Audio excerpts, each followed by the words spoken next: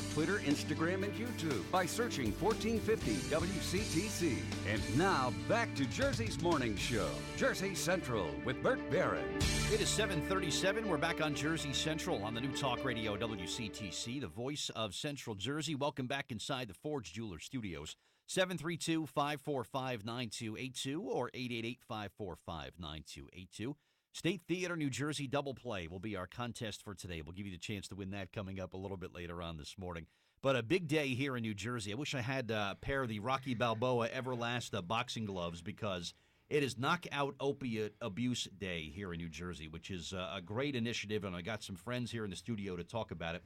First of all, my good friend from Partnership for Drug-Free New Jersey, we have Angela Conover, who is here. Hey, Angela, good to see you. Hey, good morning, Bert. Thanks for having us today. Good to have you here. And also joining us today, we have Claudette Sabatel, who is with Community in Crisis. Hello, it's a Central Jersey-based group that you're part of? Yeah, hi, Bert. Yes, we are a grassroots volunteer organization based out of Basking Ridge, and we cover the 5 Somerset Hills towns. Okay. Good stuff. All right. Angela, give us some basic information about what today's all about. Sure, Bert. Thanks. Well, today, Knockout Opiate Abuse Day in New Jersey, we have over 2,000 volunteers across the state in every county getting out to share the message about the opiate abuse epidemic and ways to prevent it and resources if someone needs help or treatment. So we have volunteers who are going door to door and leaving some information. We have door hangers that all of our volunteers are taking. They have a substance abuse prevention message on them. Wow. As well as some resources if someone in the family, in the house, needs some help or you're looking to, find out more about the issue. We also have volunteers who are going to share the Centers for Disease Control and Prevention guidelines for safer prescribing with physicians in their community to get that message out so that we can influence the way that physicians are having conversations with their patients, letting them know about the addictive qualities of the medicines that are prescribed, and letting families know what they're bringing into their homes, and so they can make some, decisions for their families. This is sounds like a real boots on the ground kind of really initiative. Is, where yes. you're going, you said door to door to doctors and dental offices and just getting the word out to them. This is a tremendous undertaking. This is a statewide event that's happening today, right? It is a statewide event, yeah, here in Somerset County. Cool. Claudette's been doing a lot. We have Middlesex County, all of the, actually every county has an effort going on today. Good stuff. And former Governor Jim McGreevey is behind this too? He's part of this? He is. He's volunteered to share the message in the communities that he's involved in. All right, and part of the initiative, encourage prescribers to discuss the dangers of opioids when they're prescribing them, including the risk of dependency. Encourage prescribers to implement guidelines in their own practice and also provide information on local organizations and resources focusing the opioid abuse epidemic for physicians to share with their patients. This is not an ongoing thing. This is something that we're kind of reinforcing with the doctors. We're just reinforcing it. The CDC came out with some new guidelines for safe prescribing just a few months ago, back in March. And so we're just spreading the word. We're following up on the Surgeon General, who recently visited New Jersey, but who has, in the last 6 weeks or so, reached out to every physician in the country to talk about this issue, to get them involved. And we're just following up with his message of turn the tide, as well as the CDC guidelines. Awesome. And we're talking about thousands of people today. We're talking about thousands of people, yeah. We have, everyone is really dedicated to making a difference in their community, and they're going out in communities and, like I said, at homes and also to prescribers. Now, Claudette from Community in Crisis, you're a volunteer with today's effort. That's your role that you're playing here? Yes, I'm the Somerset County coordinator. Wow. And we've mobilized our Girl Scout troops, our Municipal Alliance Ridge High School against alcohol and abuse. Mm-hmm. So we've been actually out because it's very difficult on a weekday to get our youth involved. So we've actually started last Friday. So yes, we've been out on the streets. We're today at 1 o'clock. Congressman Leonard Lance is coming to Basking Ridge. Awesome. Okay. Yeah, which is great. He's a huge proponent. He was one of the writers for the 18 bills that was passed with CARA. So he's very much on board. And it's great. I think also our senators as well. So, but it's a great initiative. We've gotten some very positive feedback from our residents, and we at Community Crisis are again, a grassroots volunteer organization that are specifically fighting prescription pills, the pills to heroin epidemic. We're one of the few groups in the country that are actually just specializing, but focusing on this epidemic. That's the opioid. awesome. Yeah. That's awesome. How long has Community in Crisis been around? 2 years. Okay, relatively new then. Yeah, Okay. very new. Okay. We've been affected very much in our community. So It's everywhere. You're right. Yeah. Yeah, and there's no area of Jersey that's immune from this. And Angela will tell you, we've been everywhere, haven't we? No, absolutely. We've been all over this yes, state. Bert's been a haven't we? great partner in helping to really get this message out across the state, because it's true that it does affect everyone, and there is no family that is really immune. There's no community that's immune, and that's another benefit of today, really helping to reduce stigma of addiction.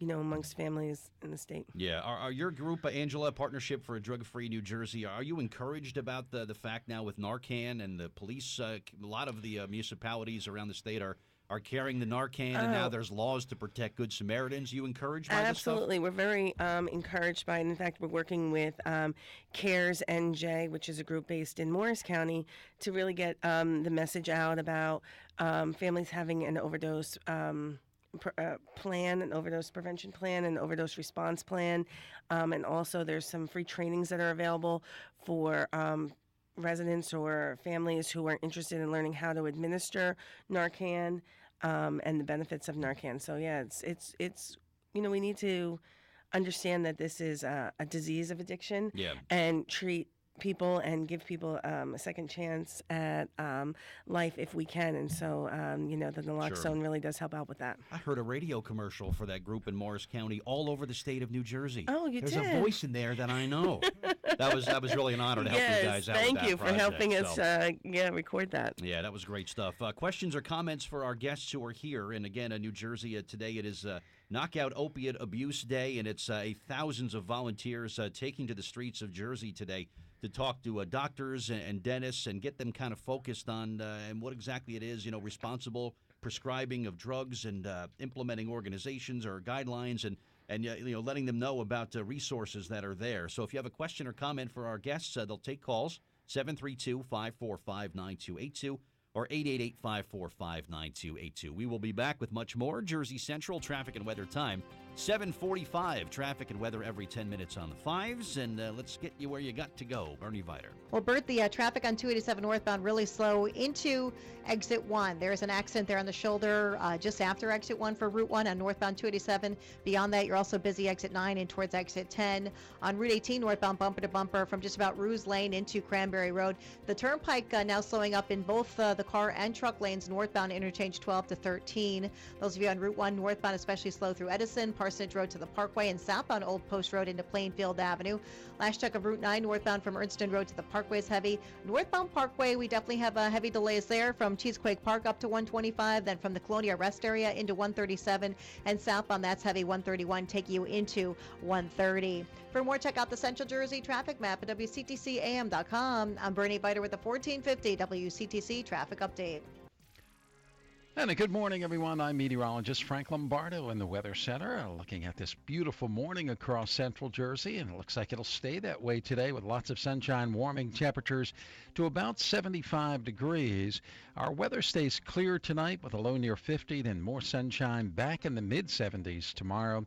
And Saturday, clouds arrive here. A few of these clouds will be the outer reaches of Hurricane Matthew, but no major or even minor effect from the storm expected at this point here in central Jersey. Perhaps just some rough surf along the Jersey shore on Saturday and Sunday, but it looks like the storm will stay well to our south. We'll pick up some showers here Saturday, and then skies clear up on Sunday. Right now, 48 degrees. Skies are clear. I'm meteorologist Frank Lombardo. It's a doubleheader of Central Jersey High School football this weekend, presented by the Middlesex County Division of Solid Waste and St. Peter's University Hospital on the new Talk Radio 1450 WCTC. Join Max Shiner and me, Mike Pavlichko, Friday night at 7 when 8th-ranked Sayreville visits number 1 Piscataway. Then Saturday at 1 as 6th-ranked Spotswood hosts Highland Park. That's Central Jersey High School football Friday night and Saturday afternoon on 1450 WCTC. Well, we've got a great restaurant we're featuring this week on WCTC's Dining Deals, where you get to dine at some of the best restaurants in the area at half price. This week, we are spotlighting Lago, 230 Washington Place in North Brunswick on Farrington Lake. Amazing place, a special place. Guests are able to relax and enjoy delicious, high-quality cuisine at affordable prices in a picturesque setting. Isn't that what dining out in Jersey is supposed to be about? You can find delicious, healthy salads on the menu. Arugula and goat cheese salad with crispy prosciutto and honey truffle vinaigrette. Sounds delicious, right? How about an appetizer like lump crab and artichoke dip, or the signature crab cakes, the stuffed mushrooms, loaded potato skins, or cheese fondue are all on the menu at Lago. How about a main course like seared duck breast with a balsamic fig reduction? It's served over wild rice pilaf and seasonable vegetables. Everything at Lago is delicious and affordable. You can plan your next party or event there, even have a meeting there, which is a great idea. They use the highest quality seasonal ingredients to create a culinary delight for you and your guests. They will help create an event that will be remembered for years to come. They've also got great live entertainment there. You can get the full calendar at lagonj.com. But for a limited time, while we have these dining deal certificates for Lago, they cost you $50. They're worth $100 at Lago. Go to our website, WCTCAM.com. Click on Dining Deals, have your credit card handy, and you can purchase a $100 dining certificate for only $50. Now, this is going to sell out, so make sure you get yours now. Again, WCTCAM.com. Click on the Dining Deals link and buy a Dining Deal gift certificate for Lago in North Brunswick, the featured restaurant this week on our Dining Deals. When something is this good, every day this gets better. each day gets better. Rich Eisen is here. I'm Rich Eisen, and I have my own show. It's the Rich Eisen Show. Let's lock in. There you go. You want NFL talk? He is like the Rain Man of football. Check. You want celebs in studio? Jonathan Tucker and good buddy Paul Rudd. Bam. You want a swift kick in the Got carried away. The Rich Eisen Show is here. Weekdays at noon on 1450 WCTC. No time to call Jersey Central? Join the conversation online and be a part of WCTC's real-time talk. Like 1450 WCTC on Facebook and follow us on Twitter at 1450 WCTC. Jersey Central with Bert Barron. Hello? Hello? Anybody home? On the new Talk Radio 1450 WCTC. 749. We're back on Jersey Central on the new Talk Radio WCTC, the voice of Central Jersey. It is Knockout Opiate Abuse Day here in the state of New Jersey. Thousands of volunteers will be out today in force, just kind of getting the word out about the dangers of opiates, going to visit doctors, going to visit dentists. Just a great statewide initiative that there's a lot of people from the state are involved in. We've got legislators, concerned citizens, families who are affected by this, and it seems like that number, unfortunately, it continues to climb. But just a great event to be a part of. You can visit drugfreenj.org for more info. And we also have with us here today a volunteer with Community in Crisis. Claudette Sabatel is here. You want some more information about her group and the amazing work that they are doing in central New Jersey, you can visit communityincrisis.org. Angela, from Partnership for Drug-Free New Jersey, are there still obstacles that you're overcoming and just kind of, I guess it comes to educating parents too, and getting them to convey that message to the kids that are at that very impressionable age? That's something that your group struggles with, getting that word out, right? Yeah, absolutely. I mean, there are struggles. I mean, first of all, there's stigma. Everyone thinks this can happen to them, that they live in a community or an area that isn't impacted by substance abuse, but we know that that's not true. So that's always an obstacle. Also, another obstacle we know that exists is that parents who took part in our took part in our recent middle school study. It was a study of parents of middle school students in New Jersey, and a third of them reported that they don't understand the link between prescribed opiates that their children may receive, whether it be for a wisdom tooth extraction or broken bone surgery. They still don't understand the link between those pills and heroin abuse. And so because of that, they're not maybe securing the medicines. They're not looking for the signs and symptoms of addiction if they were to occur in their child when they are, taking these prescribed opiates. So that's, I think, the main obstacles that, we're trying to educate and raise awareness about. So a big part of this is still educating the parents, because the parent is still that last line of defense in Absolutely. the home, right? And Yes. if they've got the right information, how many times have we seen, the public service announcements where the kid is asking a parent about drugs and they don't have an answer? Exactly. That's very frustrating. That has Yes. to be. Yes, absolutely. And so we're making every effort, and we continue to do statewide surveys to find out what parents know and what they need more information about. And that same middle school study found that 50% of parents in New Jersey of middle school students don't have information or understand the heroin abuse epidemic Wow. that we're facing here in the state. And so, as Claudette will tell you, I mean, it's everywhere. It's impacting here in Somerset County. It's impacting every county. And so, it's something that we're really making an effort to educate and raise awareness Sure, about. and where your group is from, Claudette, the northern part of Somerset County, incredibly affluent part of the state, but people still think that this could never happen here. Okay. Well, I got news for them. Listen, and Angela and I, we've been in Essex, we've been in Monmouth, we've been in Atlantic City. It's everywhere. We've seen it. It's everywhere. And we, our big message on this is actually a big news that we're going to be announcing next week. We've gotten Tobin Heath, who's a Basking Ridge High School graduate, 2006, two-time gold medal winner for the United States soccer team, did a 30-second PSA, public service announcement for us that is going to be aired in the movie theaters. And we're pushing it. We're Wow. actually going to ask you guys to put it on. We're going to actually try to get some national attention with it. It's a great PSA. And our big message is denial is worse than the disease. And unfortunately, affluent towns like ours are in denial. And it isn't until, it's hitting home, and it's hitting home for us. We've had 5 local deaths in the last 3 weeks. And now 5 in 3 weeks. 5 in 3 weeks. Wow. Heroin overdoses. From very good schools, very good families. So you can't deny that this is a problem. The denial phase is long over. Exactly. Long over. Time to do something about it now. And it's sure. time. And our goal, along with Drug Free New Jersey, as Angela said, is education. Educating our parents, educating our schools, our teachers, our counselors, our doctors, everybody, because as the Surgeon General came out and said, and with the TurnTheTideRx.com website that he has, this is like a public health crisis. It really at this point. is. It's an epidemic. Yeah. And a big step is going to be taken forward today, of course, with Knockout Opiate Abuse Day. Get involved in your community. Become part of the thousands of volunteers who are part of this. You can get some more information, drugfreenj.org, or for more details on Community in Crisis and the good things that they're doing, you can check out their website too, communityincrisis.org. So thank you guys for both being here today. Thank you, Bert, for helping us. And underway, Angela, the Shout Down Drugs contest has begun. Exactly. New Jersey Shouts Down Drugs. We invite high school students across the state to send in music and lyrics for a song with a substance abuse prevention, healthy lifestyle message.